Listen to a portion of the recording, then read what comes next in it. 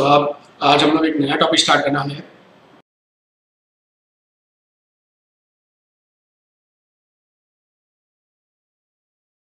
That is capital structure planning. इस topic में क्या है कंसेप्ट्स वो हम लोग को डिस्कस करना है। पहले कैपिटल स्ट्रक्चर मतलब आज अगर कंपनी को एक नया बिजनेस स्टार्ट करना है जिसमें उनको समझो 10 लाख रुपीस की जरूरत है, 10 लाख कैपिटल इज रिक्वायर्ड। सो ये 10 लाख रुपए किस तरह से उनको रेज करना चाहिए, तो उनका जो कैपिटल रेज करने का स्ट्रक्चर है वो किस तरह का होना चाहिए, उसकी प्लानिंग को बोलते हैं कैपिटल स्ट्रक्चर प्लानिंग। मतलब से फॉर एग्जांपल मैं ये एग्जांपल को प्रेजेंट करता हूं। A company requires rupees 10 lakh capital for starting a business, और कंपनी के पास फंड रेज करने के कुछ ऑप्शंस हैं, 3 ऑप्शंस। तो पहले सबसे पहले दिस बिजनेस विल गिव मतलब इस बिजनेस में जो प्रॉफिट आएगा रिटर्न ऑन कैपिटल एम्प्लॉयड वो 30% होगा और टैक्स 50% होगा। और समझो कंपनी के पास 3 ऑप्शंस हैं to raise the funds. First, issue 10,000 equity shares at the rate मतलब 100 रुपीज पे। Second, issue 4,000 equity shares at 100 मतलब 4 lakh plus 10% debentures of 6 lakh rupees. अब देखो 4,000 शेयर्स 100 में इश्यू करेंगे तो 4 लाख आ गया, और 6 लाख का डिबेंचर भी इश्यू करेंगे तो टोटल 10 लाख हो गया। और तीसरा, इश्यू 5,000 इक्विटी शेयर्स एट 100 तो 5 लाख इक्विटी के थ्रू, और समझो 10% प्रेफरेंस शेयर्स ऑफ 5 लाख। सो अभी हर एक केस में अपने को 10 लाख रुपए मिल रहा है। सो हम लोग को डिसाइड करना है कि हमारा जो कैपिटल रेस करना है वो इन 3 में से कौन से मोड से रेस करना चाहिए। सो अवर कैपिटल स्ट्रक्चर जो दिखना चाहिए उसकी हम लोग प्लानिंग कर रहे हैं कि किस तरह इन 3 में से कोई भी एक मेथड से रेस करना चाहिए। अभी देखो जब भी ऑप्शंस मिलता है ना तो ही प्रॉब्लम स्टार्ट होता है अपने को। अगर ऑप्शन नहीं होता है ना तो प्रॉब्लम नहीं होता है। जैसे एग्जाम में अगर ऐसा लिखा है 5 क्वेश्चन है और लिखा है ऑल क्वेश्चंस आर कंपल्सरी, तो अपने को कोई डिसीजन मेकिंग करना ही नहीं, सब करना है अपने को। कुछ सोचने प्लान नहीं करना कि कौन सा करे कौन सा नहीं करे, सब करना है, स्टार्ट करते जाओ। ठीक है, अपने को स्टार्ट कर सब करते जाओ। लेकिन अगर ऑप्शन मिलता है कि क्वेश्चन 7 दिए और उसमें से बोला सॉल्व एनी 5 क्वेश्चंस, तो प्रॉब्लम स्टार्ट होता है कि कौन से 5 करें। तो हम लोग 7 क्वेश्चन को पढ़ेंगे और उसमें से अपने को जिस 5 क्वेश्चन में कॉन्फिडेंस होगा उनको ही अटेम्प्ट करेंगे। So then the problem starts decision making. तो यहां पर भी अगर एक ही जन पैसा देने को तैयार होता है तो हम लोग को सोचना क्या करना है, उसी से लेना है। 3 जन देने को तैयार है तो मैं उससे लूंगा जहां पे मेरे को सबसे ज्यादा फायदा होगा।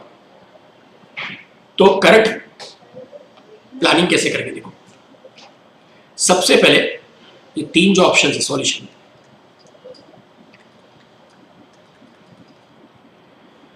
Return on capital employed. Return on capital employed का फॉर्मूला क्या होता है, net profit before interest and tax upon capital employed into 100।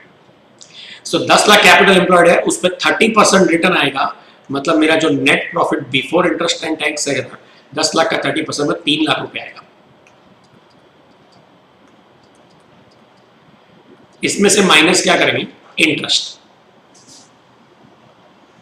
सो अभी इंटरेस्ट पहले वाले ऑप्शन में तो इंटरेस्ट आएगा ही नहीं, दूसरे वाले ऑप्शन में आएगा 10%, और 6 लाख का डिबेंचर है तो 6 लाख का 10% 60,000, और तीसरे वाले ऑप्शन में भी अगेन इंटरेस्ट आएगा ही नहीं।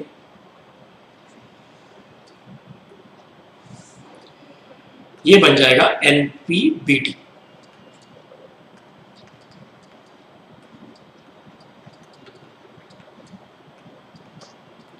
इसमें से माइनस क्या करेंगे हम लोग, टैक्स 50%, मतलब आधा।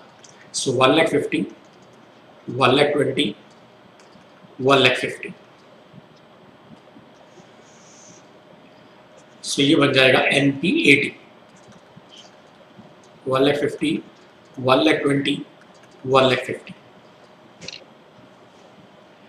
फिर माइनस करेंगे हम लोग प्रेफरेंस डिविडेंड।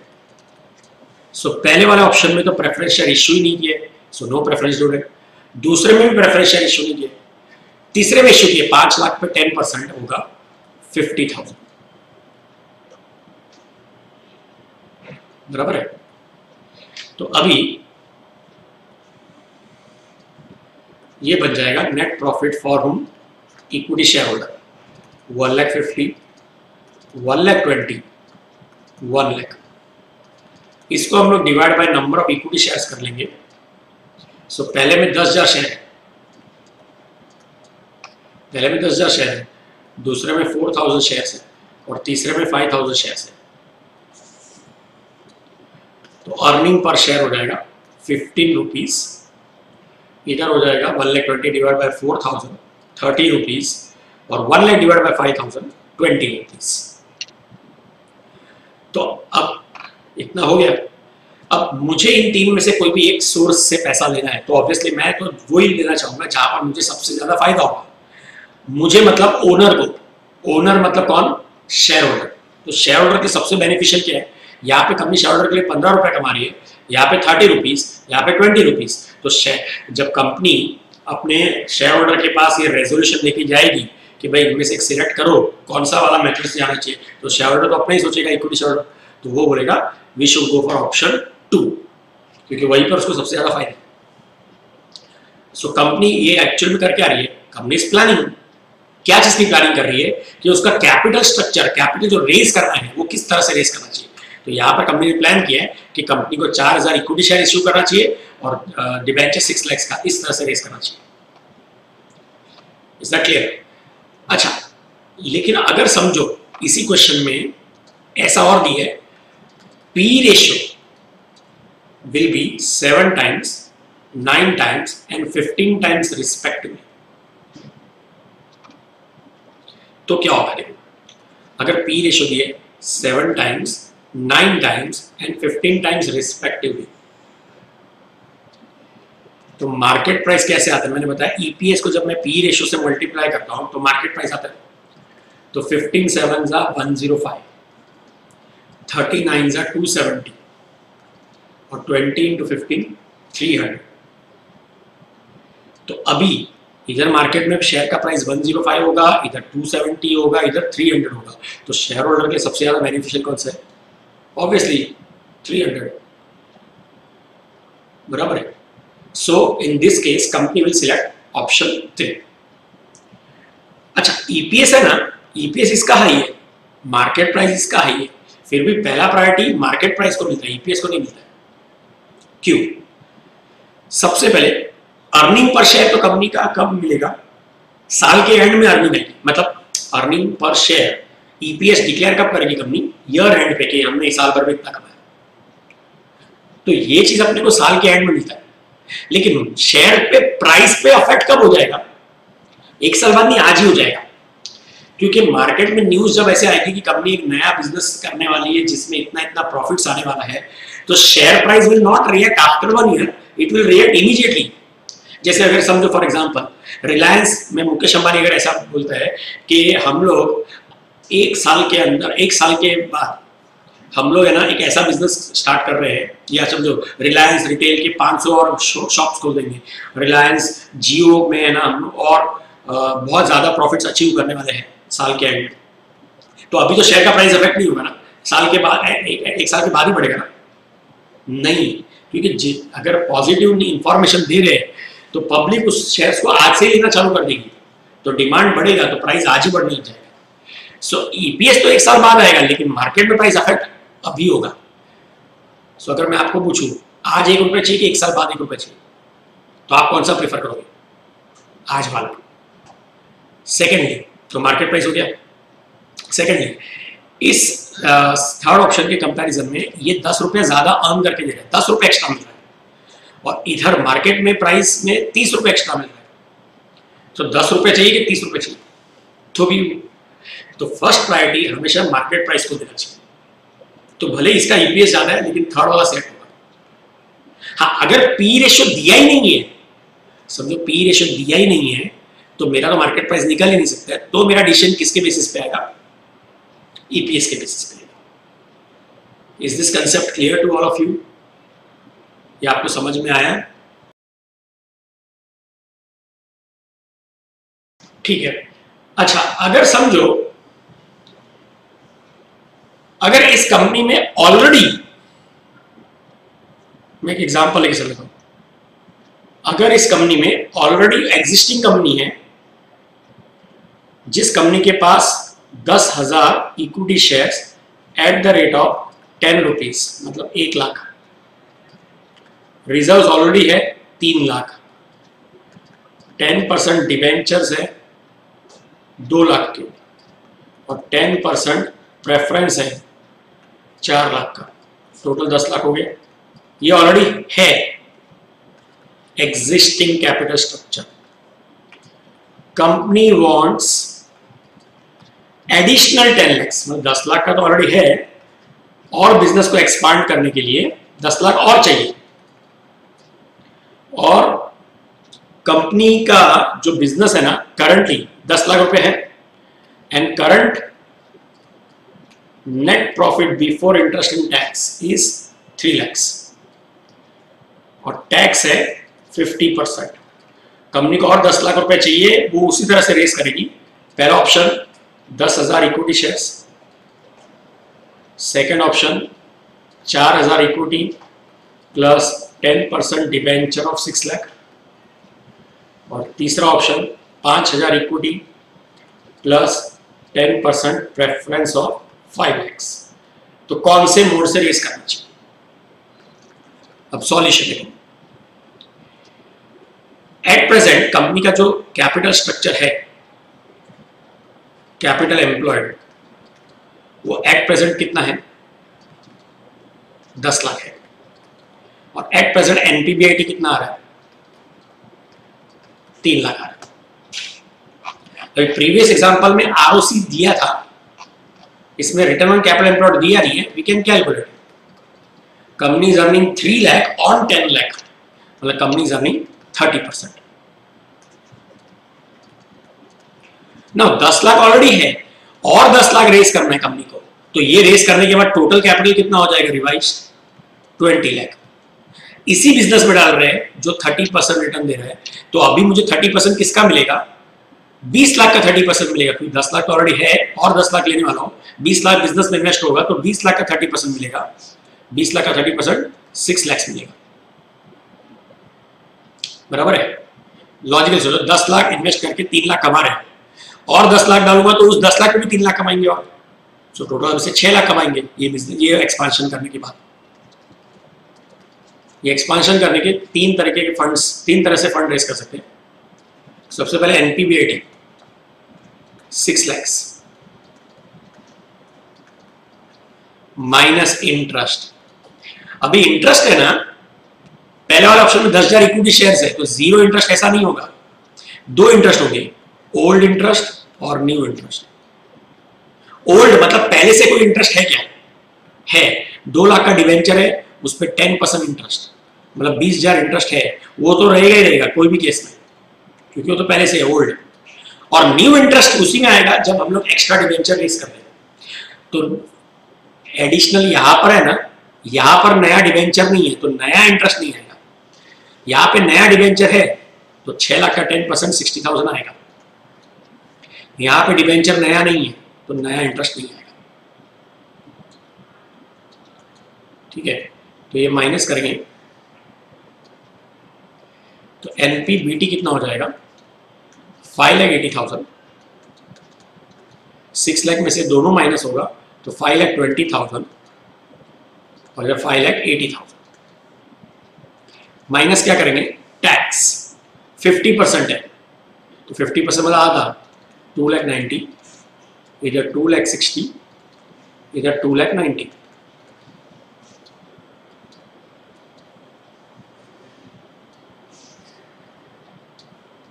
सो ये बन जाएगा NP80।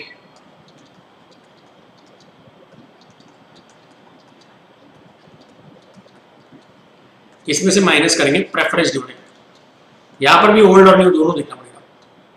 ओल्ड तो ऑलरेडी 4 लाख का 10% 40,000 तो है ही, वो तो सब केसेस में आएगा।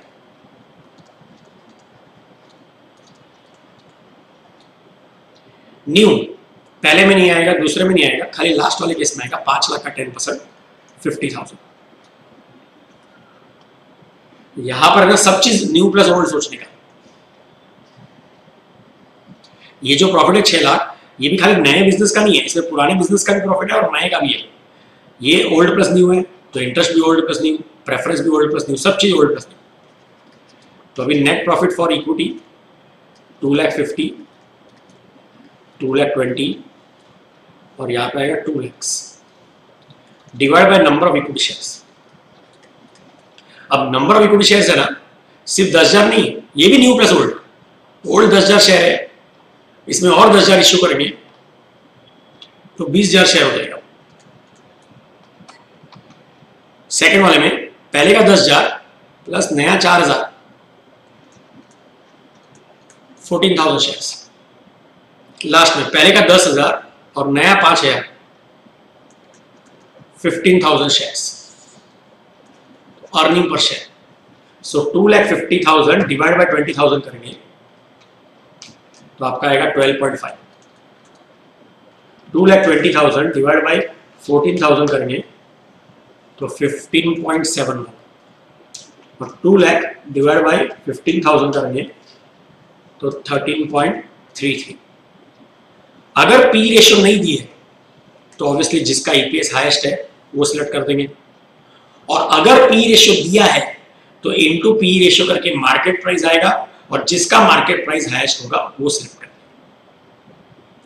तो पहले वाले एग्जांपल और दूसरे वाले एग्जांपल में फर्क क्या है, ये न्यूली स्टार्टेड कंपनी का है जिसमें पुराना कुछ नहीं है तो सब चीज न्यू है, और ये एग्जिस्टिंग कंपनी का है तो एग्जिस्टिंग कैपिटल भी है और नया भी रेस करने वाले हैं तो सब चीज ओल्ड प्लस न्यू दोनों आएगा। ये समझा आप लोग को? तो इसके बेसिस पे अपने करेंगे। तो पहले आप लोग थियरी लिख दो, हेडिंग दे दो, टॉपिक का नाम capital structure planning.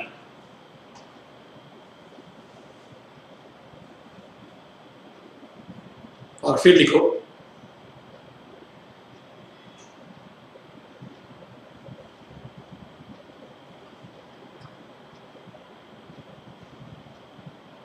In this topic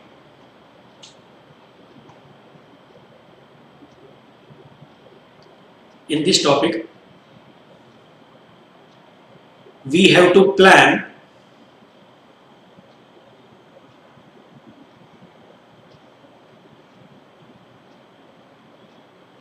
how the capital required for business should be raised, how the capital required for business should be raised, which gives maximum benefit to equity shareholders,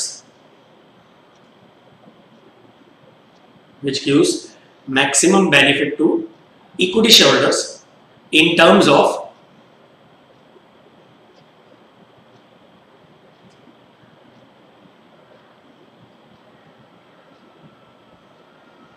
market price. पहला priority किसका होना चाहिए? In terms of market price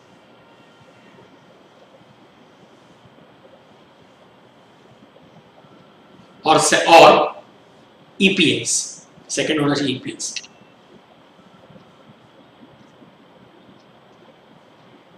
ठीक है, तो अभी ये topic के प्रैक्टिकल क्वेश्चंस करेंगे हम लोग।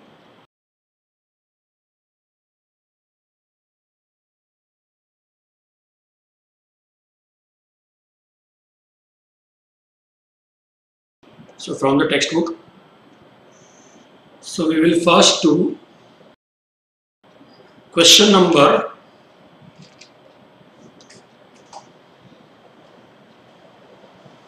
4 करेंगे। It says Bhaskar manufacturers has equity share capital of 5 lakh. Has equity capital मतलब ऑलरेडी है, तो ये एग्जिस्टिंग कंपनी है, तो ओल्ड प्लस न्यू वाला कंसेप्ट है, जिसका फेस वैल्यू 100 रुपीज है, मतलब 5000 शेयर हो गए। To meet the expenditure of an expansion programme the company wants to raise 3 lakh.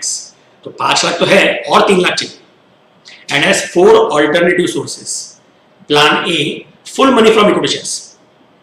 Plan B, 1 lakh to have 1 lakh from equity and 2 lakh from borrowing at 10% per annum.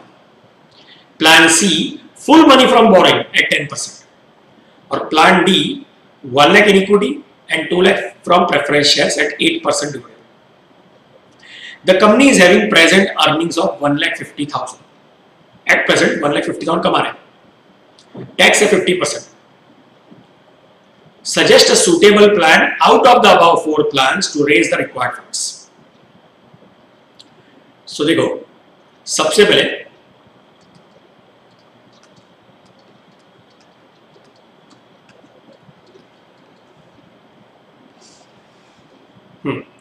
At present company का capital कितना है? 5 लाख, बराबर। और last paragraph में बोला the company is having present earnings of 1,50,000। तो 5 लाख पे 1,50,000 कमा रही है, मतलब कितना रिटर्न कमा रही है? 5 लाख पे 1.5 लाख, मतलब 30% कमा रही है। कंपनी को और बिजनेस एक्सपांशन के लिए 3 लाख की जरूरत है, तो after raising this the revised capital employed will be 8 lakh.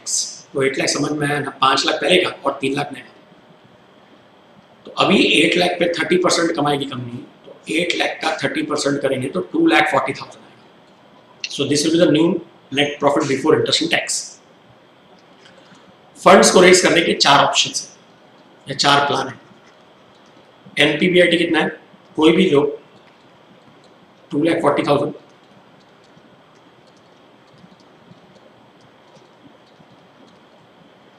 इसमें से माइनस करेंगे आप इंटरेस्ट। ओल्ड, अब ओल्ड में तो सिर्फ कंपनी का इक्विटी शेयर ही था, तो ओल्ड डिबेंचर था ही नहीं, तो उसका इंटरेस्ट नहीं है। लेकिन न्यू प्लान ए में नहीं है क्योंकि फुल इक्विटी शेयर है। प्लान बी में है क्योंकि 2 लाख का बोरिंग है, 10% है, सो 20,000। प्लान सी में है क्योंकि फुल मनी फ्रॉम बोरिंग, पूरा 3 लाख बोरिंग एट 10%, तो 30,000। प्लान डी में नहीं,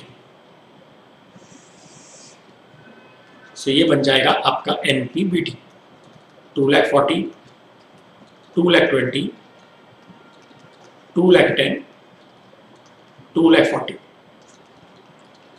टैक्स माइनस करके 50%, तो 1,20,000, हाफ कर देंगे, सो एनपीएटी आ जाएगा।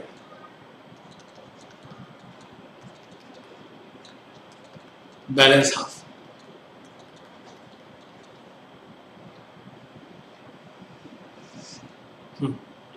फिर माइनस क्या करेंगे? प्रेफरेंस डिविडेंड, ओल्ड और न्यू। अब ओल्ड में सिर्फ इक्विटी कैपिटल था, तो प्रेफरेंस था ही नहीं, तो नो ओल्ड प्रेफरेंस डिविडेंड। और न्यू में सिर्फ लास्ट वाले ऑप्शन में आएगा कितना? 2 लाख का प्रेफरेंस शेयर एट 8% है, तो 2 लाख पे 8%, 16,000।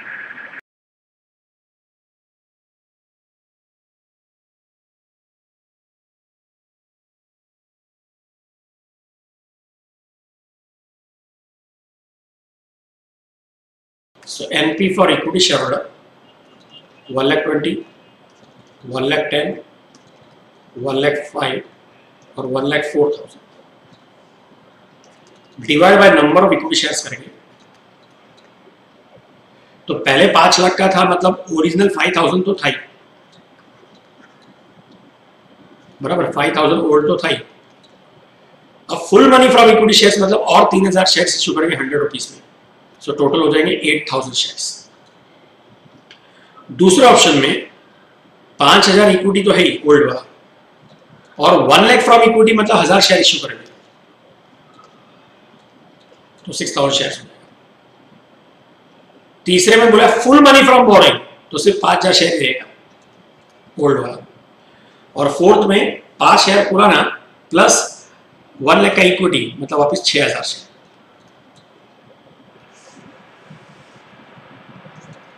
तो earning per share 1,20,000 divide by 8,000 करेंगे तो 15 रुपीज। दूसरे में 1,10,000 डिवाइड बाई 6,000 करोगे तो 18.33। इधर 1,05,000 डिवाइड बाई 5,000 करोगे 21 और 1,04,000 डिवाइड बाई 6,000 करोगे 17.33 आएगा। अच्छा, क्वेश्चन में पी रेशियो नहीं दी है तो पी रेशियो नहीं है तो मार्केट प्राइस नहीं आ सकेगा, तो हमको ईपीएस के बेसिस पे डिसीजन लेना पड़ेगा। तो सबसे बेनिफिशियल शेयर होल्डर के लिए सी वाला है क्योंकि वहां पर ईपीएस मैक्सिमम है। Is that clear?